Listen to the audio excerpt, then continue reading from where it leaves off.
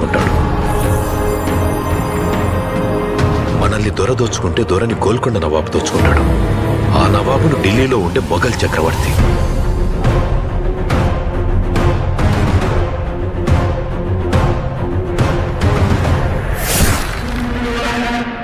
మన పైనున్న ఈ దొంగలందరినీ దోచుకోవడానికి ఆ భగవంతుడు ఖచ్చితంగా ఒకరిని పంపిస్తాడు.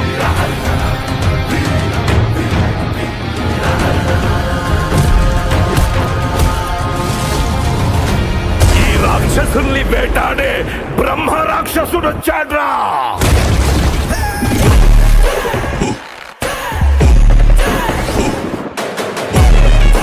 విశ్వంబర టీజర్ తోని హైప్ పెంచేసిన మెగాస్టార్ చిరంజీవి డైలాగ్స్ తో ఈ సినిమాలో అదరగొట్టేస్తారంట.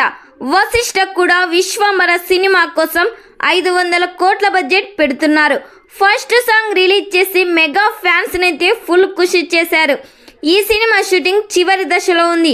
పోస్ట్ ప్రొడక్షన్ పనులు కూడా త్వరలోనే స్టార్ట్ చేయబోతున్నారు. చిరంజీవి గారి లుక్స్, ఈ సినిమా స్టోరీ కొత్తగా ఉండబోతుందంట. ఎంఎం కీరవాణి సంగీతం అందిస్తున్నారు. హీరోయిన్ గా త్రిష నటిస్తుంది.